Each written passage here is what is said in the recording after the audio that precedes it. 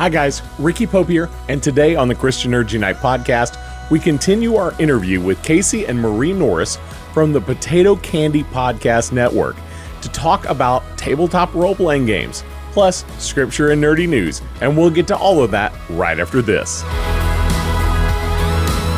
2022 is flying by so fast, and I just reviewed my goals for the year. It's not too late to set some effective goals for 2022 for yourself. And the Goal Process 101 ebook helps you do just that. With a straightforward process and practical exercises, you'll be guided to set the right goals for you and set out a plan to achieve them. Get your copy of the Goal Process 101 ebook by going to goalprocess101.com. Use CNU2022 at checkout to save 10%. Now, back to the show.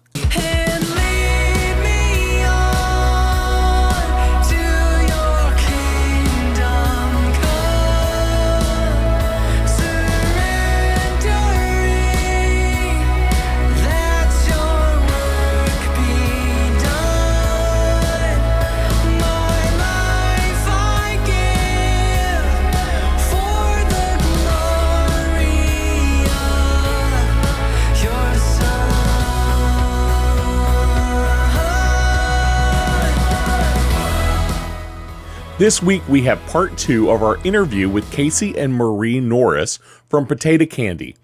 We dig more deeply into creating scenarios for tabletop role-playing games, talk about what it's like playing together as a married couple, and how they got into role-playing games in the first place. For our scripture reading today, I was thinking about this past Sunday because it was Pentecost for those who follow the church calendar. And that's a time where we remember the events of Acts 2. So let's read some of it. Let's start with Acts 2, 1 through 8. When the day of Pentecost came, they were all together in one place. Suddenly, a sound like the blowing of a violent wind came from heaven and filled the whole house where they were sitting. They saw what seemed to be tongues of fire that separated and came to rest on each of them. All of them were filled with the Holy Spirit and began to speak in other tongues as the Spirit enabled them.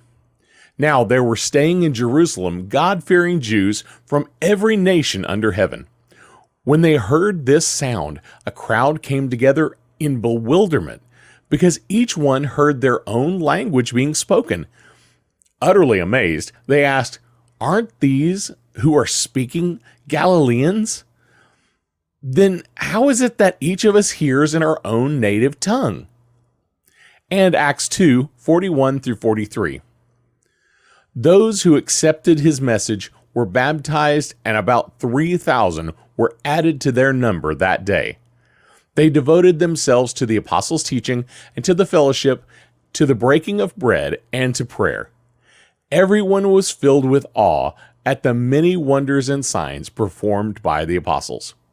I pray that we as believers have the opportunity to share the gospel with others on a regular basis and see people coming to faith and obedience to Jesus.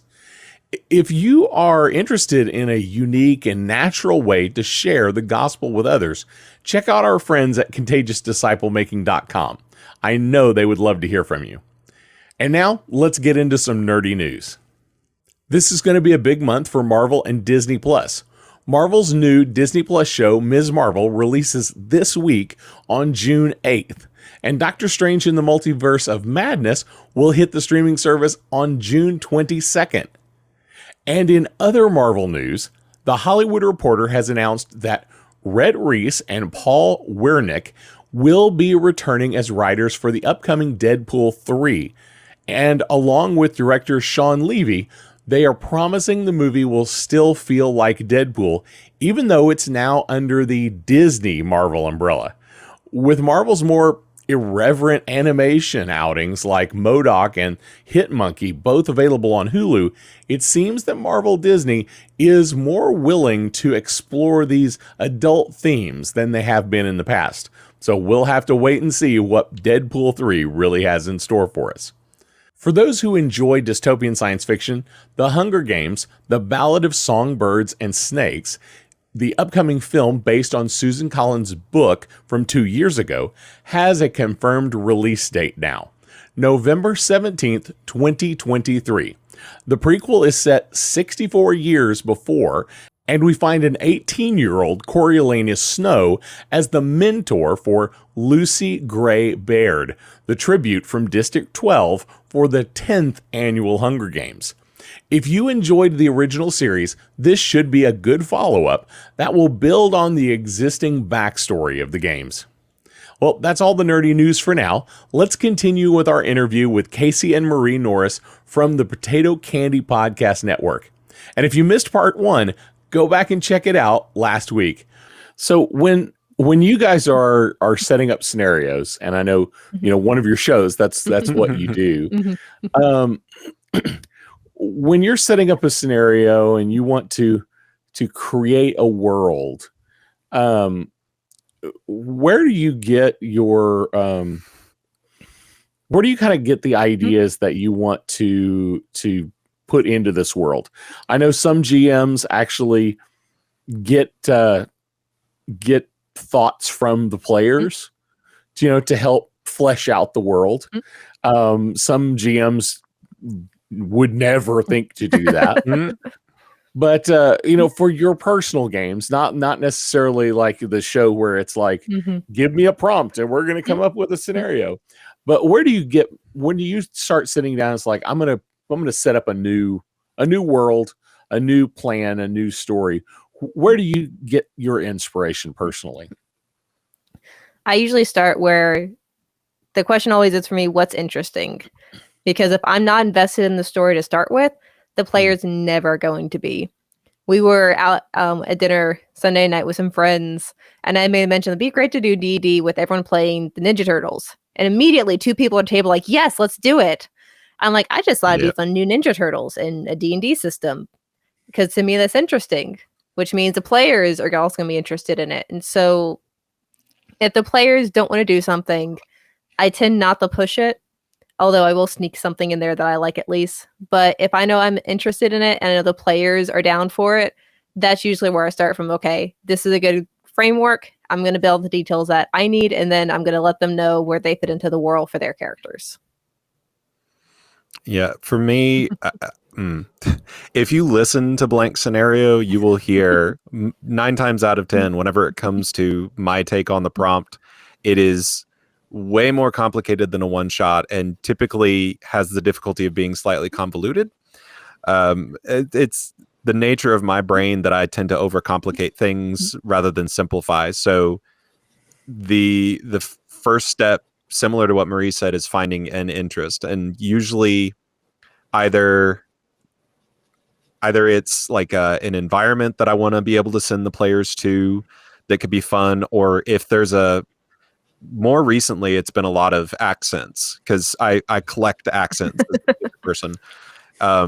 If there's a specific accent on a character or an actor that I like a lot, and so I'll start practicing it. I'm like, okay, where can I throw that character in? What would that be interesting to run with? And I'll go from there. But a lot of times, it just comes down to creating what I want my overarching theme to be, or overarching idea to be. I think it was last summer. No. Last spring, I took a writing course in horror because I wanted to be able to like grow what ability that I had, and so I still use a lot of steps from that. Of start with what's the thing you want them to be afraid of, then move from that into what are if we're writing a book, it's like, what are the characters that they're going to have? Well, I know the characters already. So what's the thing I want to delve into with those characters? What's the thing they're going to find out about themselves? Because I try to make sure each character gets a spotlight. That's the hardest part of any kind of developing story, because if you're not willing to give your characters that spotlight moment, then it just kind of loses some of its luster. Then digging into the monster, how's the monster or the problem going to develop itself, where the players are having to deal with it. And so I know you're not talking about specific to the show, but to be honest, like, the show is about the only times we play anymore. Like, that's the amount of free time that we have.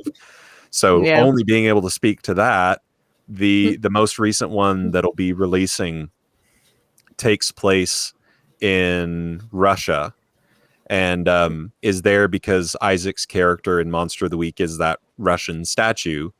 And I wanted to be able to spend some time doing some Russian accents. And then from there, it developed out into, well, it would be really cool if there's this kind of town, and this town has some really interesting secrets to it. And it just developed out from there into this big old war of factions, and kind of a few dollars more meets maybe The Witch might be a good comparison to make to it.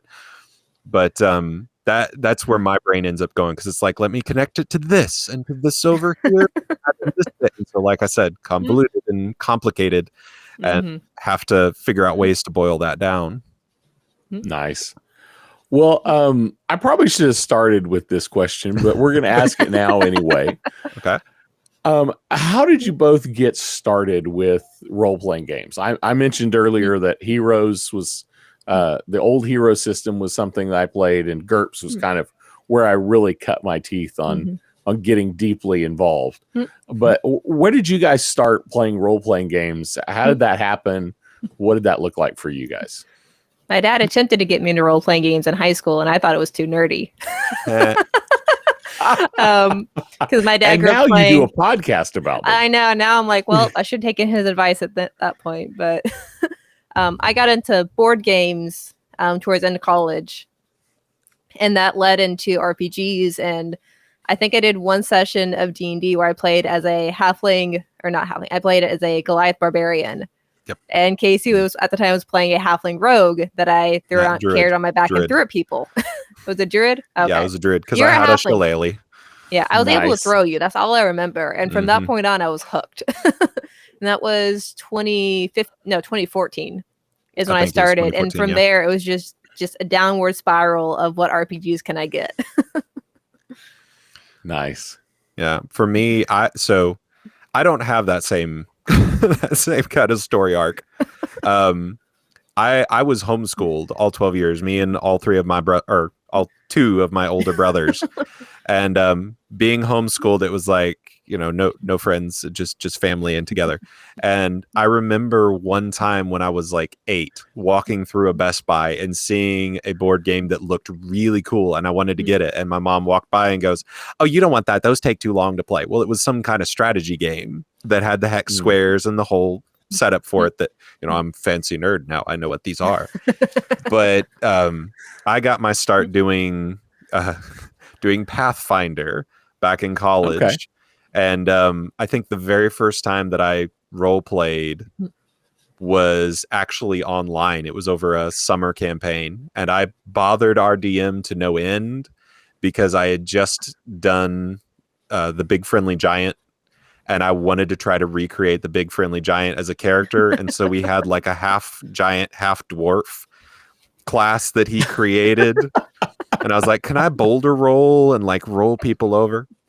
But man, that took forever to do. And then from Pathfinder, got into D&D, and that's where I stayed for a good long while until some of the shine wore off, and then moved into anything and everything I could find RPG, from Fiasco to Little Fears, Call of Cthulhu, Everyone is John, which I still love running.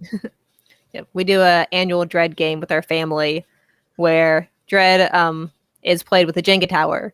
And so whenever you do something, instead of making a dice roll, you pull a block from the tower. So it's been great for family because everyone's gotten really into it. And the last game we ran, I did a Wild West campaign.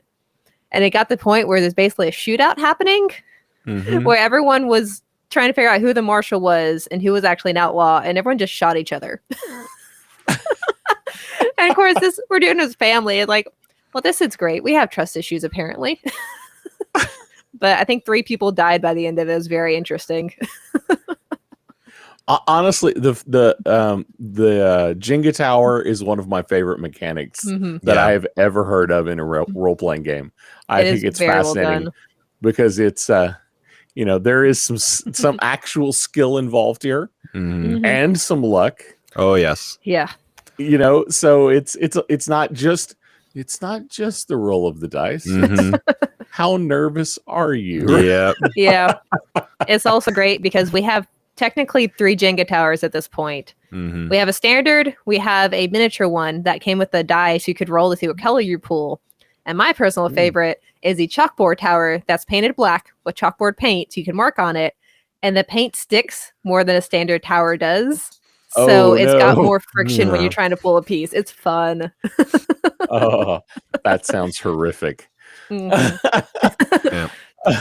I love using Dread up at school for my kids because I'll run for my smallest advanced class that I do. I'll run a Dread game for them every October, just as a kind of this is an introduction to storytelling and improv and all these different things. And yeah, as freaked out as they get more freaked out if somebody is goofing around the table that the Jenga Tower's on. So as a married couple who is playing, how does that dynamic work for you guys when you're playing a role-playing game? I had to ask this question. Yeah. So I'll say my comment before Casey does, just because I don't know what he's about to say. There was a comment that our friend Isaac said when we were doing a game. It was just me, Casey, and Isaac. And Casey was playing a character that, because I played a female character, he decided he had to flirt with every female character NPC that would show up. And Isaac made a comment, it's like watching 50 First Dates. And just seeing this happen over and over again. Yep. But for the most part, that's pretty minimal for us. We tend to be more focused on what the character is, so our relationship kind of just, it's on the sidelines, and we're just like, here's what my character does, here's how they interact with the world. So we manage to balance that pretty well, I would say, at least. Yeah. I'd agree. Yeah, whenever we first got married, one of the first, I wouldn't even say arguments, but one of the first real solid discussions that we had was sitting around a board gaming table, and both of us are people pleasers, and she made the comment that she was sorry for something she did, and I just said back, I'm like, no, you're not. Because if you were sorry about it, you wouldn't have done it. So from that point on, we made the agreement that whenever it came to playing games, we weren't going to say, I'm sorry. We'll hug and say I love you and make up at the end of it. But our goal is to be competitive. And a lot of times that carries over into the games that we run for each other of not necessarily I want to be antagonistic, but if you're going to be here, you want to have fun. And the way that you have fun is having those challenges come up. Cool. Now, you mentioned something interesting there, being competitive. And earlier you mentioned something about, how the GM interacts with the players. So in a horror situation, in a horror story, I know there's kind of this, some people have this view as a player that the GM is always out to get us. And then there are certain GMs that are definitely always out to get the players. Yeah. And then there are other GMs that are constantly rooting for the players. But, the dice are what they are, and I'm going to go with what the dice say, but I'm rooting for you. In a horror campaign, is that any different? I wouldn't say so. For me, at the risk of taking away some of the fun from Marie, I tend to lean more into that latter category of I want the characters to at least have a chance. And I think there's a couple times in probably both of the campaigns that are out right now where you can hear it in all of our voices the second that the dice hits the table and it's not the number that we wanted and not the number that we needed, that all of us are like, oh no, this character's about to die. And so I have to think in my head at that point, what's the price that they're going to pay? Because I've told them as well, the interest with the game disappears whenever death is taken off the table, like especially with horror. But that's when death is no longer there. What's the point, right? You can do anything and everything you want with no consequences. There always has to be a consequence of some kind. So then it becomes the point of how can I make this cost them something? And that to me is where a lot of the fun of it lies, because I think death is always going to be on the table for our characters. And, that's scary to say, especially for a system that deals specifically with kids. Like, that's a sensitive topic, but finding that balance between ensuring that danger is there, or that feeling of danger is there, and having to actually carry out whatever the case is going to be. It's a hard line to walk. It really is. It's the nature of the question. Yeah, I think it helps too. I know as a player, I never feel like Casey's out to get us. As much as we roll dice and roll 50, we see his face just turn sour as he realizes we've completely ruined any chance of us having problems going forward. There's always the part that we know he's not putting us in these situations to kill us. Mm-hmm. He's putting us in a situation because this is where story's going. These are probably the choices we made, which is like 90% of what my character does most of the time. I tell people my character is the reason the story progresses because I cause problems. Mm-hmm. So my character is usually in danger because I put her there. And now I have to deal with the consequences, and the dice don't work for me. There's not much. I'm about 99% sure my character in Monster of the Week is going to die horrifically at some point. I'm just kind of mentally like hoping I can have a sacrifice moment of, no, go, I'll save you. And then I can come back as someone else. We'll see if that happens, but I don't know if Doc would be the type to be willing to sacrifice herself, though. That's the thing. I've turned into Luke Skywalker, essentially. It's fine. I mean, well, just because you've lost body parts like he does. Yeah. Yeah. Oh, I will say goodness. This is kind of in service to the question you asked earlier about developing stories, but it occurs to me, I forgot to mention, one of the things that I love to do, and this really just helps to tighter knit the players together if you do it right as a GM, is presenting your players with what you as the GM see as a no-win situation. Let me give you a situation where you can't win no matter what it is that you try, because I can't come up with anything, and then see what they come up with. And it has yet to fail me that they will find a way around it, something I didn't think of, something I didn't see, that will get them around that corner. Now, sometimes that still comes with consequences, but ultimately it creates a story that is much more cohesive in the long run because they're the ones that move themselves into that position. But like what Marie said, when the player's the one making the decisions that gets them in trouble, then that's on the players. And I had nothing to do with that. Yep. So let's go. Let me ask you one more question about the horror aspect. Okay. Especially with this being a Christian Nerds Unite podcast. We definitely, at the Christian Nerds Unite podcast group, we definitely have a group of nerds that are really into horror. But there is a group of Christian nerds that have a lot of pushback against the horror genre in general. How do you address that? If you were receiving pushback from someone, how would you address that idea? Oh, that's a heavy question. Being honest, I have not received any kind of pushback on it yet, but it would depend upon the thing that they have problems over. Because I think for me, like a lot of things in the world, we are essentially dealing in fantasy whenever it comes to the role playing specifically, but to horror, we're essentially dealing in a fantasy realm. So anything can be the case in that world.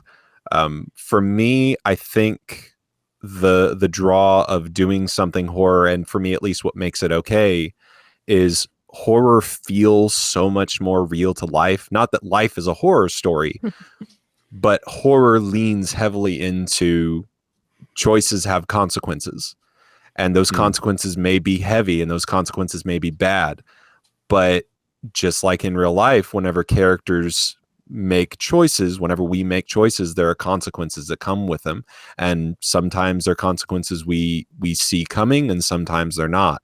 One of the beauties of horror specifically is that there are so many subgenres to it that you can play around with, from psychological to, just pure monster mash to, if you want to get grotesque with it, you can get grotesque with it. There's so many different categories underneath it. Just to give a broad ban on, well, it's horror, it's bad, I think undercuts the genre, because there's Christian fantasy out there.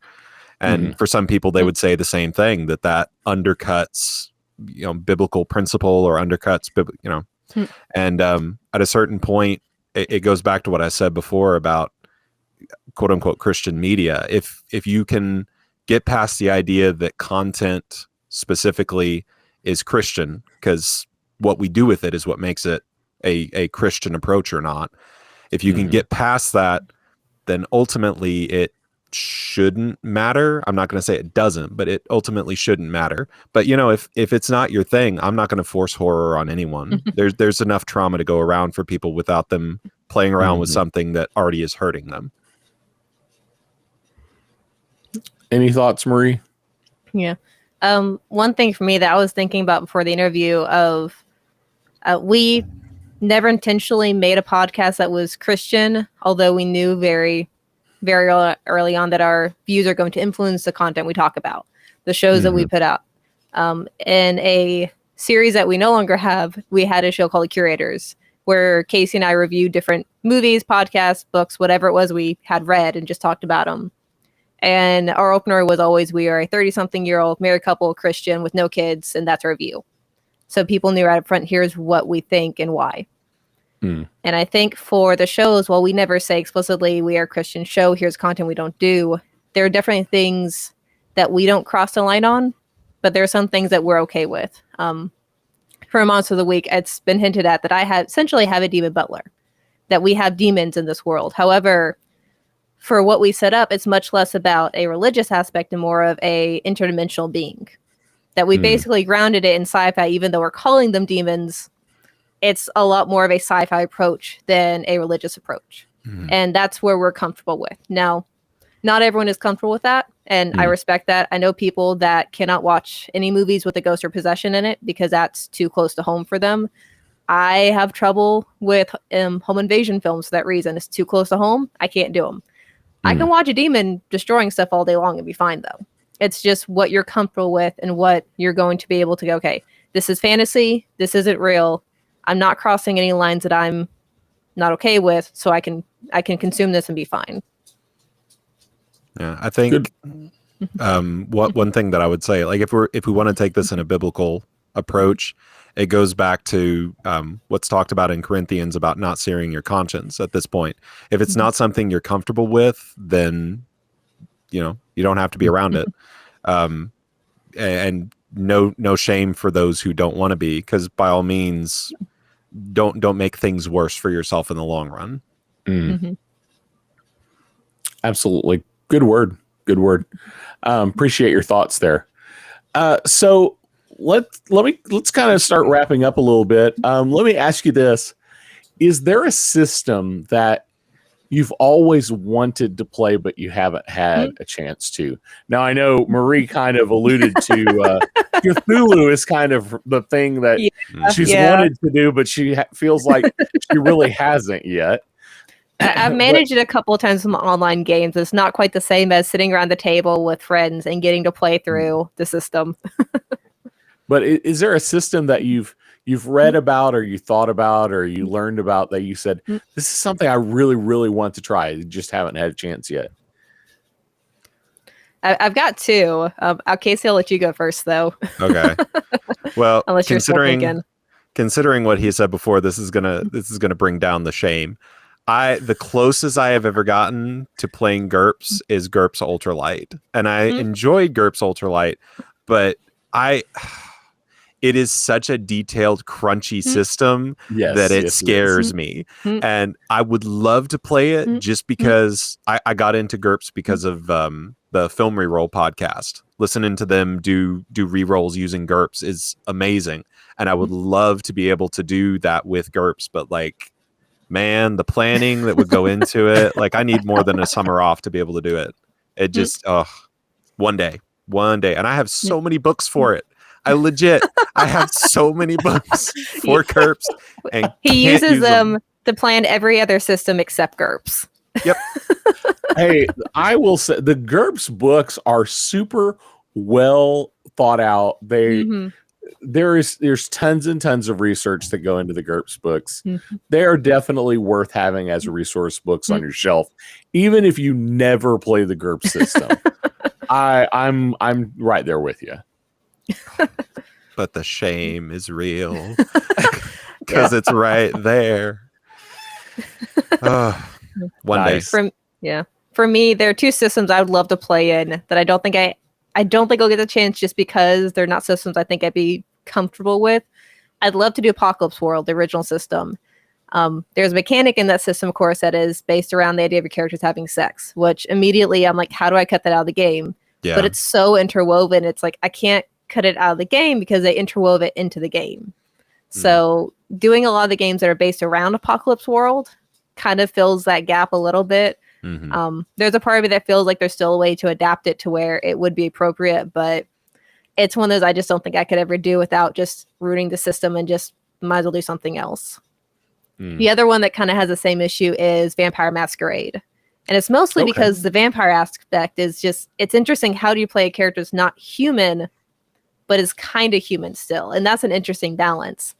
But a lot of people who play that system tends to lean more in the sexual aspect of the vampire is very suave and very sexy. And it's like, that's not something I want to dig into. So it's finding games for that don't cross those lines for me. But it's a fascinating system. I love the concept of fighting kind of inner demons and hunger and having to balance humanity with a monster. It's a great system, but most of the content they make for it isn't something I'd feel comfortable with. Yeah. And that's the balance for me there. And what is kind of the next thing that you guys have on your plate? What's coming up that you're looking forward to? Well, I know for Blank Scenario, we're slowly starting to expand out our pool of people on the show. So I'm starting to have guests on. We've done a couple of interviews with people that have RPGs that either have been out or they're releasing. And so we got to talk a little bit about their content creation for their process. I'm trying to figure out other segments for Blank Scenario that I can do. And it's the balance between what's interesting and what's not been overdone. There's a lot of shows that do D&D topics and help and monsters. And so it's finding something that's interesting to me that will still have enough target appeal. So that's currently what I'm looking at for my show. And when summer hits, hopefully Dreadful Tales will be able to expand what it's doing. That's one of the frustrating limitations of being a teacher. It's like, well, I get 2 months. But for us, at the risk of sounding more nerdy, I don't know if anybody out there has heard of the Bailey School Children books. I was a huge fan of them whenever I was growing up. It probably is what kickstarted my love of horror. But they're a series of books that deal with kids that are in like an elementary school. And they think that all of the adults in their town are different monsters. And so like each book deals with a different monster or creature that shows up. Like Santa Claus shows up in one of them. But I think the very first one is vampires don't wear polka dots. And they get a new teacher that may or may not be a vampire. Anyways, I say all that to say this. Because I love Little Fears so much, I took that idea and I thought, well, if we're going to do guest spots or if we're going to have guests come on, let's create, based on those books, a session for each book and have a guest come through and, deal with the Bailey School kids or deal with whatever these things are and like non-copyright breaking somehow figure out a way to make these stories a little bit updated and cool to do with horror. So if I can start getting guests actually on and have the time to actually record with them, that's what's going to be coming down the pike eventually. That sounds awesome. Well, where can people follow you? On Facebook, Instagram. We need to get better at Twitter. I've been trying to do better at Twitter. I'm not a Twitter fan. It's just not my style. There's way too much information. But Instagram, Facebook at Potato Candy Network, Twitter at Potato Candy Net because there's a character account apparently. Yeah. We've also got our website potatocandy.com as well as email that you can reach us at. I always forget about the website. Yeah. Awesome. Obviously, you're not the one in charge of that website. Yeah, I'm not. Dumb brain, no detail. Well, I will definitely gather all those links. I will put them down in the show notes below. Marie, Casey, it has been wonderful getting to know you guys.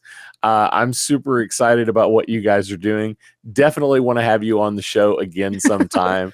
to talk Absolutely. about RPGs and what other things you're doing over at Potato Candy. Yep. Thank you so much for being on the show Marvel, today. We'll be back. Yeah. Awesome. It was great getting to know Marie and Casey. And if you missed part 1, definitely go check it out in our previous episodes. And check out the links down below in the show notes so that you can connect if you want to hear more from Marie and Casey. I also hope you'll check out our bonus episodes that we're releasing on Fridays periodically over the summer. We just dropped one this past Friday. I am joined by the hosts of The Reverend and the Reprobate, Lucas Pinkard and Dan Gibson, the host of Fangirling Over Jesus, Ashley Cox, the host of Speaking Nerdy podcast, Mike Schilling, and the great BB Nate from the Tatooine Sons podcast, as we do an actual play of the Marvel Multiverse role-playing game playtest. Check out the bonus episodes and each of their podcasts for lots of fun and some inspiration. Well, that's all I have for you today. Don't forget to like, subscribe, follow, click whatever the buttons are there down there and give us a review, give us comments. We love to hear from you. And if you click all those buttons, you'll keep up with us. And every time we put out new content, you'll get notified. And you can find all of our social links to our YouTube channel and our online store at ChristianNerdsUnite.com. I do want to take a moment to encourage you to join us as a supporter on Patreon. We've changed all of our Patreon levels, and every level has great benefits and makes a huge difference in the ministry we're able to do. Supporters will also get to hear exclusive stories of believers we are serving around the world through our ministry partners. To check it out or partner with us, go to patreon.com/ChristianNerdsUnite or go to ChristianNerdsUnite.com and click on the support tab in the menu. Before you go, I do want to leave you with this blessing from Psalm 20. May the Lord answer you when you are in distress. May the name of the God of Jacob protect you. May he send you help from the sanctuary and grant you support from Zion. We'll see you next week. Blessings.